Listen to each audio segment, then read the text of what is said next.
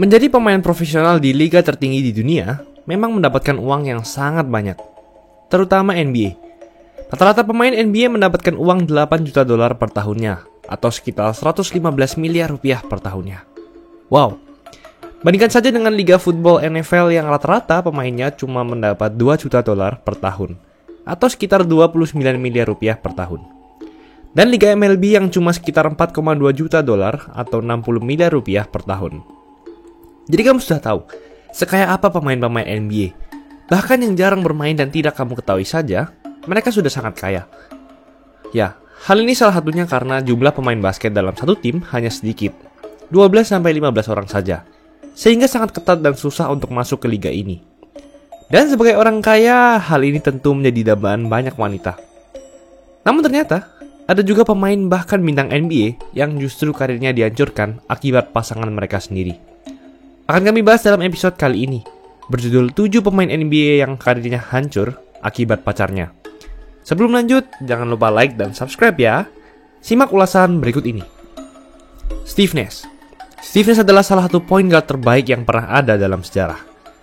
Ia 2 kali memenangkan MVP pada 2005 dan 2006, dan menjadi kunci kesuksesan offense Phoenix Suns yang bernama 7 Second or Less. Ia berhasil membuat tim Phoenix Suns menjadi sangat dominan di era pertengahan 2000, meskipun ditinggal bintang-bintang lainnya yang cedera. Ia punya vision dan kemampuan yang sangat baik, dan merupakan tipikal point guard tradisional. Namun karir Steve Nash sempat hancur akibat istrinya sendiri. Ia terpaksa menceraikan istrinya pada 2010, 1 hari setelah anaknya lahir. Namun hal ini bukan tanpa alasan. Steve Nash menikah dengan mantan istrinya Alejandra Amarilla yang merupakan seorang filmmaker dan aktivis pada 2005 dan sudah memiliki 2 anak.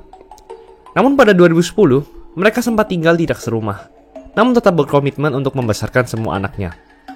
Saat Alejandra melahirkan anak ketiganya, Matteo, 1 hari kemudian, Steve Nash mengajukan gugatan cerai kepada istrinya tersebut. Alasannya adalah, bayi yang dilahirkan diduga memiliki ras berkulit campuran, bukan berkulit putih. Padahal Steve Nash adalah pria berkulit putih. Berita ini pun menjadi viral di mana-mana, karena memang pada era itu, Steve Nash masih menjadi salah satu point guard terbaik di NBA, di mana ia bermain di Phoenix Suns. Rumor pun mulai beredar, dan dikatakan bahwa istri Steve Nash berselingkuh dengan rekan setim Nash di Phoenix Suns, yaitu Jason Richardson. Jason Richardson juga adalah pemain yang hebat. Namun beberapa bulan sebelum kelahiran anak ketiga Nash, Jason di-trade ke Orlando Magic, dan membuat hal ini makin menarik. Bisa saja Steve Nash sudah terlebih dahulu mengetahui ini, dan meminta Jason dikeluarkan dari tim itu. Namun istri Steve Nash pun berkata juga bahwa sebenarnya, Steve Nash duluan yang berselingkuh dengan penyanyi Nelly Furtado. Namun Nash membantah keras hal tersebut. Kasus ini membuat chemistry dan locker room Phoenix Suns hancur, di mana dalam 2 musim berturut-turut, Suns tak berhasil masuk playoff. Padahal sebelum kasus ini, mereka melaju jauh ke final wilayah barat. Steve Nash pun pindah ke Lakers pada 2012. Namun kalian tahu Lakers di musim itu hancur, dan Steve Nash pun terkena banyak cedera yang memaksanya pensiun. Tristan Thompson. Thompson juga adalah pemain NBA yang hebat. Untuk sekarang, ia bermain di Boston Celtics dan menjadi veteran bagi pemain-pemain muda dari tim tersebut. Oktober 2015, Tristan menandatangani kontrak dengan Cavaliers 5 tahun 82 juta dolar atau sekitar 230 miliar rupiah per tahun. Thompson kemudian menjadi juara bersama Cavaliers pada 2016 dan menjadi rebounder yang sangat krusial bagi tim tersebut. Lalu beberapa bulan setelah memenangkan juara, Tristan terlihat berfoto dengan Khloe Kardashian. Dan pada 2018, mereka dikaruniai anak pertama mereka. Namun rumor beredar bahwa Thompson berselingkuh saat kehamilan anak pertama mereka. Thompson diduga berselingkuh dengan Jordyn Woods. Hal ini juga tak hanya mempengaruhi keluarga Thompson, namun juga karir Thompson dalam dunia basket. Pada musim 2017-2018, Thompson sering tidak bermain, dan ia juga tidak terlalu sering dijadikan starting five lagi. Ia juga hanya mencatatkan 6,6 rebounds per game, terburuk sejak musim rookie-nya. Ia pun sempat dibu oleh para fans akibat kasus selingkuhnya. Akhirnya Tristan dan Khloe pun berpisah pada Juni 2021. Chandler Parsons. Awal 2014, rumor beredar bahwa Chandler Parsons berpacaran dengan Kendall Jenner. Mereka dikabarkan sempat terlihat makan bersama di sebuah restoran. Hal ini masuk akal karena pada 2014, Parsons sedang di puncak kejayaannya bersama Rockets, di mana ia mencatatkan 16,6 poin per game. Rockets juga salah satu tim yang hebat di masa itu, di mana mereka punya James Harden dan Dwight Howard. Setelah musim ini, Parsons menjadi restricted free agents. Dallas Mavericks memberinya kontrak 3 tahun 46 juta dolar atau sekitar 215 miliar rupiah per tahun. Ia pun berpindah dari Rockets ke Dallas. Dan tentu, uang yang banyak dan sedang berada di puncak karirnya membuat hati Kendall Jenner berlabuh ke Parsons. Di Mavericks, karir Parsons sedikit menurun, namun ia masih terbilang produktif. Di awal Januari 2016, Parsons sempat mengalami cedera yang membuatnya harus menepi hingga akhir musim. Hubungan antara Kendall dan Parsons pun sempat kandas pada 2016. Namun pada saat pertengahan 2016, Parsons menjadi pemain yang sangat beruntung, di mana ia menandatangani kontrak 4 tahun 94 juta dolar dengan Grizzlies atau sekitar 330 miliar rupiah per tahun. Terbilang sangat besar bagi pemain dengan performa selevel Parsons. Dan pada 2017, terlihat Kendall Jenner menonton Parsons bermain di Grizzlies dari bangku courtside. Keduanya pun dikabarkan balikan. Namun sejak 2017, Parsons diterpa banyak sekali wabah cedera. 3 musim di Grizzlies, ia hanya bermain total 95 games.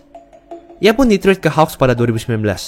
Namun tak lama kemudian, ia mengalami kecelakaan yang membuat karirnya hancur. Ia pun sekarang tak bermain di NBA. Dan banyak orang berkata bahwa kontrak Parsons dengan Grizzlies adalah kontrak terburuk dalam sejarah NBA. Kendall pun akhirnya tak lagi bersama Parsons. Apakah mungkin wabah cedera ini salah satunya disebabkan oleh hubungan Parsons dan Kendall Jenner? Rashad McCants. Mungkin banyak dari kamu yang tidak mengetahui pemain ini. Rashad bermain di NBA selama 4 musim, yaitu di Timberwolves dan Kings. Sebenarnya, ia adalah pemain yang lumayan, di mana selama karirnya, ia mencatatkan 10 poin per game. Setelah 2010, ia pun bermain di negara luar. Namun sebenarnya, pada saat SMA, ia adalah salah satu pemain terbaik di negara. Scout Media bahkan menaruhnya sebagai rekrutan bintang 5 dan nomor 1 shooting guard terbaik di negara Amerika.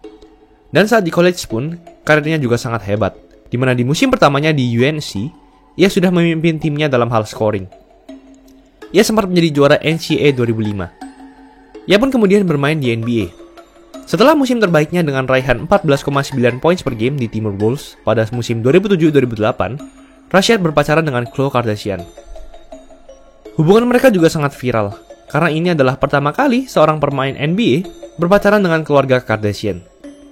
Namun hal ini membuat Rashad kehilangan banyak uang. Ia mengaku bahwa Khloe menguras uangnya sebesar 70 juta dolar atau sekitar 1 triliun rupiah. Wow!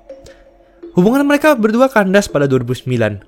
Dan sejak mereka putus, Rashad di-trade ke Sacramento Kings. Dan tidak sampai semusim, kontrak Rashad tidak diperpanjang dan ia pun keluar dari NBA untuk seterusnya. Bahkan ia mengaku terang-terangan pada interview pada 2017. Rashad berkata bahwa kesalahan terbesar dalam hidupnya adalah berpacaran dengan Khloe. Rumor beredar bahwa rekan setim Rashad tidak menyukainya, karena sejak berpacaran dengan Khloe, ia kurang berkomitmen untuk latihan. Rashad pun berkata bahwa kalau saja ia tidak berpacaran dengan Khloe, ia akan menjadi pemain NBA yang hebat sekarang. James Harden. Pada tahun 2015, James Harden tengah berada di puncak karirnya saat itu. Ia mencatatkan 27,4 poin per game pada musim 2014-2015, tertinggi di karirnya saat itu, dan berhasil membawa Houston Rockets melaju ke babak final wilayah barat. Tentu hal ini membuat Harden menjadi salah satu bintang terhebat di NBA. Harden pun pertama kali bertemu dengan Khloe Kardashian pada 2015 saat acara ulang tahun Kanye West, suami dari Kim Kardashian, saudara Khloe. Dan sejak itu, mereka berdua pun menjadi dekat. Khloe saat itu tengah berada dalam masalah perceraiannya dengan suaminya, Lamar Odom. Namun sejak Khloe dan Harden berpacaran, tim Houston Rockets pun mengalami penurunan yang sangat drastis. Hubungan Harden dan Khloe tidak berlangsung lama, hanya 8 bulan saja. Namun hal ini sudah membuat Harden mengalami penurunan. Musim 2015-2016, meskipun Harden tetap produktif dengan 29 poin per game, namun Rockets berada di peringkat 8 wilayah barat. Dan Rockets pun dieliminasi di ronde pertama. Harden pun mencatatkan turnover terbanyak di musim itu. Kris Humphries. Mungkin sebagian dari kamu sudah mengetahui ini, di mana Kris sempat menikah dengan Kim Kardashian dan bercerai hanya dalam waktu 72 hari. Kris dan Kim dikabarkan pertama kali berpacaran pada Oktober 2010. Saat itu, Kris sedang berada di puncak karirnya, di mana ia bermain di New Jersey Nets dan mencatatkan 10 poin per game serta 10,4 rebounds per game, terbaik dalam karirnya saat itu. Mereka bertunangan pada Mei 2011 dan menikah pada Agustus 2011. Namun pada Oktober 2011, Kim menyatakan gugatan cerai kepada Kris. Ada konspirasi yang menyatakan bahwa pernikahan mereka hanya disetting oleh stasiun televisi E! Entertainment untuk menaikkan pamor keluarga Kardashian. Mereka pun resmi bercerai pada 2013. Namun sejak Kim menyatakan gugatan cerai, karir Kris Humphries pun menurun drastis. Ia tidak pernah mencatatkan lebih dari 8 poin per game dan 8 rebounds per game selama 7 musim setelah gugatan cerai tersebut. Musim 2017, ia pun terakhir bermain di NBA, dan pada 2019, Kris menyatakan pensiun. Lamar Odom. Di masa kejayaan Lamar Odom pada awal era 2010-an, ia adalah pemain cadangan terbaik di NBA. Ia juga menjadi pemain krusial bagi kejayaan Lakers di masa itu. Setelah 1 bulan berpacaran, Lamar Odom menikah dengan Khloe Kardashian pada September 2009. Saat itu, Odom sudah menjadi juara 1 kali. Pernikahan ini pun ditayangkan di acara Keeping Up with the Kardashians dan membuat nama Lamar Odom dikenal banyak orang. Lalu di tahun selanjutnya, Odom menjadi juara lagi bersama Lakers. Musim 2010-2011, Lamar Odom menjadi Sixth Man of the Year dan bisa dibilang mencapai puncak kejayaannya. Sepertinya terlihat bahwa pernikahan antara Lamar Odom dan Khloe justru membuat karir Lamar Odom menaik. Namun apa yang terjadi di balik layar memang tak pernah terlihat. 2011, ia di-trade ke Dallas Mavericks yang baru saja juara, dan disinilah kehancuran karirnya terjadi. Ia tidak cocok dengan coach Mavericks, dan mencatatkan hanya 6,6 poin per game, terendah dalam karirnya saat itu. Ia pun diduga mengalami mental breakdown akibat beberapa hal, seperti kecelakaan yang menewaskan sepupunya saat off-season 2011, dan rumor bahwa ia akan di-trade dari Lakers akibat kontraknya yang terlalu mahal. Ia pun berpindah lagi ke Clippers pada musim 2012-2013, dan karirnya semakin menurun dengan hanya 4 poin per game. Setelah itu, ia tak pernah bermain lagi di NBA karena tak ada tim yang mau mengambilnya.